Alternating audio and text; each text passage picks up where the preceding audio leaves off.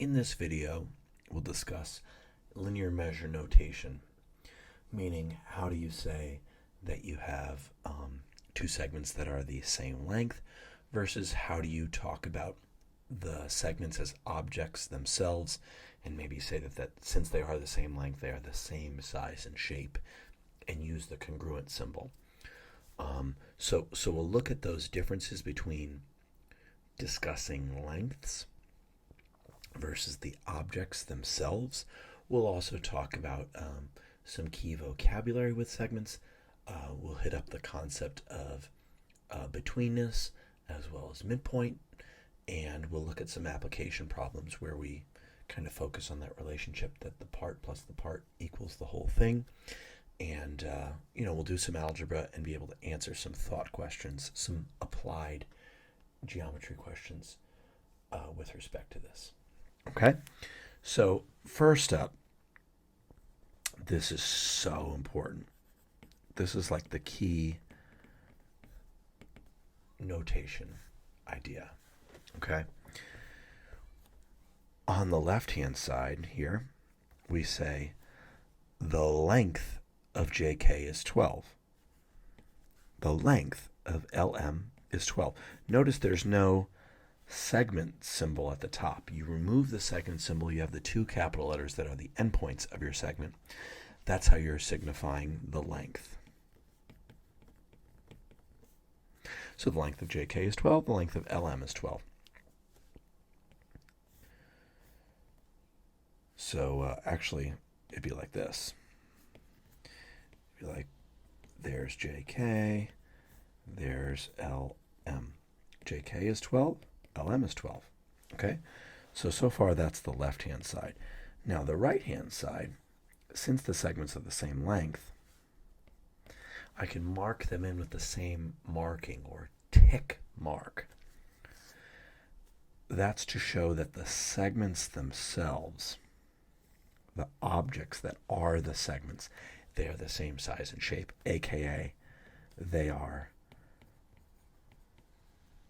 congruent. Okay? So notice the subtlety.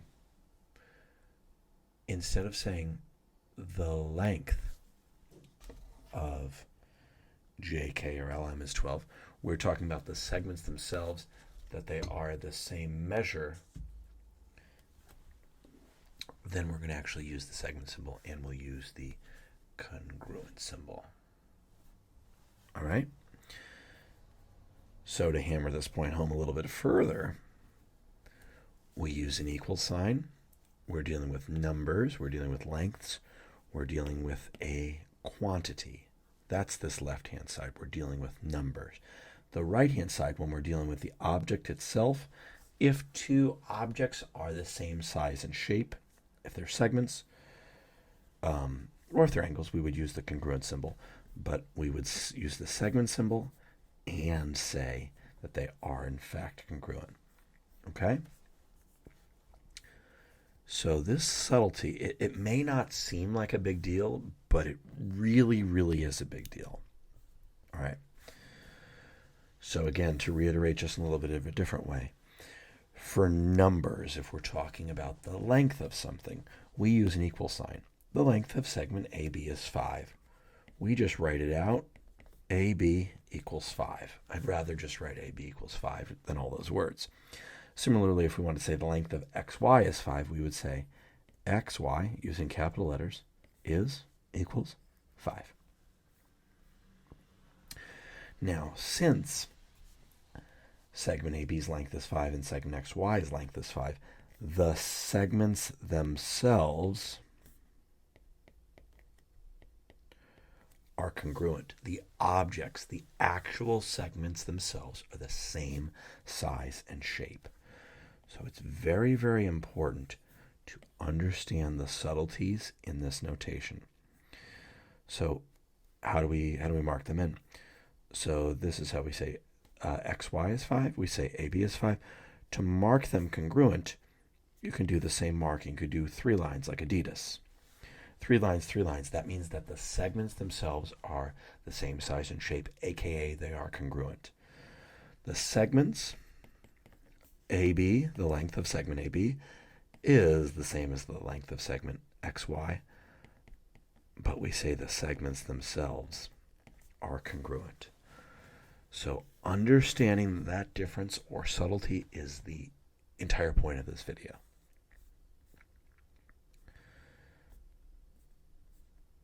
Okay, and then I just have like another random segment here that measures 6. So the length of QR, we would say, is 6. We could say QR, the length of QR, is not equal to the length of AB. We could also say that QR is not congruent to AB. Just to get you used to the notation. That's the whole point of all this. So there is this concept, this key vocabulary word that has to do with betweenness. Keyword between. It's a very important geometric word that has to do with like spatial orientation. Let's draw a picture just to get this point across. N is between M and O. Moreover, let's add a little detail here. N, M, and O are collinear. Now, if they're collinear, those 3 points share the same line. And that's going to be an example that we look at later. So maybe let's just kind of throw a little curveball here. Let's have them be non-collinear, just to spice it up a little bit. Okay. So N is somewhere between M and O. Okay? Now, all three of those points do not share the same line. Oh, but that's gonna cause a monkey wrench in this problem. So I'm gonna actually have them be collinear. I'm gonna have all points share the same line. Otherwise, it's gonna get a little too funky. Okay? So here we have points M, N, and O. They're all on the same line. We are told that pterodactyl, MO, the entire segment's length is 18. Read that as the length of MO is 18. The length of NO is 5x. So we just kind of write that in between N and O. We write the 5x in between N and O. Between N and M, the length of NM, which is also the same thing as the length of NM is the length of MN as well. We can write a little negative 2x plus 9 right there. So now we're going to use this part, the length of MN, plus this part, the length of NO, is equal to the entire length of MO. And then we can, so that's a part plus a part equals the whole thing. So the length of MN is negative 2x plus 9. The length of NO is 5x. And the length of MO is the entire thing. So again, it'll be represented by like a brace, or I call it a pterodactyl, or looks like a seagull as well. It could also be represented like so. That's showing the entirety of the segment, the length of that entire segment. MO is 18. Oh, so we have an interesting thought question here now. So we've started to relate things together. They ask us, is N the midpoint of MO? That's interesting. Well, first we're going to have to do some algebra. This is such a common occurrence in geometry. You do some algebra, you get X, and then you use X to answer thought questions. So we can combine like terms. We have 3 X's in total. And then we're going to get X by itself. We can solve this 2-step linear equation. Divide by 3. Okay, so X is 3. Now we can start to think about answering the question. Is N the midpoint of MO? Well, if it was the midpoint, recall the definition of a midpoint. A midpoint splits a line segment into two congruent segments. So let's take our 3.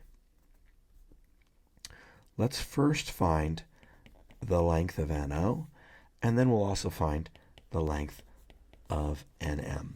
So we're going to use our x. X is 3. In place of x, throw a 3 in there. And we have -6 plus 9. That makes 3. Well, if NO is 15 units in length and NM measures 3 units in length, certainly those lengths are not equal to each other. So N is not the midpoint of NO. So let's write that out, because this is the expectation your teacher's going to have for you. Since NO, we write it without the segment symbol, that means the length of NO is not equal to the length of NM. N is not, emphasis mine, the midpoint of segment MO. Since the lengths are not equal, you don't have a midpoint. A midpoint should split a segment into two congruent segments, meaning a midpoint should split a segment into two equal lengths. But the length of NO is 15 and the length of NM is 5, and 15 is not equal to 5. So we don't have a midpoint. All right, key vocab again, we've got collinear and between. X, Y, and Z are collinear. Y, so here's Y. Y is between X and Z. Okay. Y is between X and Z, and X, Y, and Z share a line. They are collinear. Okay? Y is in between X and Z. XY is 9. XZ is, XZ, be careful. That's the whole entire segment's length is 23. They want us to find how big the length of YZ is. So we have a part that's XY. We have a part that's from Y to Z. That equals the whole thing, which is all the way from X all the way to Z. So the length of XY, that's just 9. The length of part YZ is, I don't know, I called it A, it's an unknown. The length of XZ, the entire segment, is 23. If we want to solve for the unknown, the opposite of plus is minus. Whatever we do to one side, we have to do to the other. A is 14. Recall we said A was YZ. How big is YZ? Make sure that you answer the question. The length of segment YZ is 14 units. And you can double check yourself. Does 14 plus 9 make 23? You bet it does. So that you know you're right. All right, so you might be given a diagram. State true statements with correct notation. Oh boy. All right. So let's look at some lengths here. We have that the length of segment FG is 36. It's also 5x plus 1. The length of segment GH is 7. It's also 2x minus 7. Let's just sprinkle in some more vocab, shall we? We can say G is between points F and H. Moreover, G, F, and H are collinear. That means G, F, and H are points that share the same line. They're on the same line. Okay? So a lot of great notation there. Just to use a little more vocab. If the length from F to G is 36 and the length from G to H is 7, we can say with confidence that G is not the midpoint, MIDPT for short, of segment of FH, segment FH. Okay. Solve for x. Don't mind if I do. Well, we have some choice here. We actually got a couple of equations right from the get-go here. You can solve either one. What's nice is in either situation, if you solve the first equation, 36 equals 5x plus 1, or if you feel so compelled as to solve the equation 7 equals 2x minus 7, either one, when you solve them, I'll do one of them. I'll do the first one. We're going to isolate x. We're going to kind of do reverse PEMDAS, aka SADMAP. We'll subtract 1. We'll divide by 5. Okay, terrific. X is 7. Similarly here, you'll get x is 7. So that's a good sign that you're on the right path. Either way you slice it, x is 7. That means you're right. You can pat yourself on the back and be very, very confident there. Okay? So a lot of good material here. Oh, why is G not the midpoint of FH? Well, I already hit that up. G is not the midpoint of FH. But if someone asks you why, and I feel like this really starts to happen in a geometry course, you have to explain why. You have to understand the definition enough to explain why. Why is G not the midpoint of FH? Since FG, that's the length of segment FG, is not the same as the length of segment GH. G is not the midpoint of segment FH. Why? Well, it doesn't split it in half. It doesn't bisect it. It does not split it into two congruent segments that have equal length. If FG equaled GH, if they're both 12 or if they were both 5, then it would be the midpoint because each of the lengths are the same.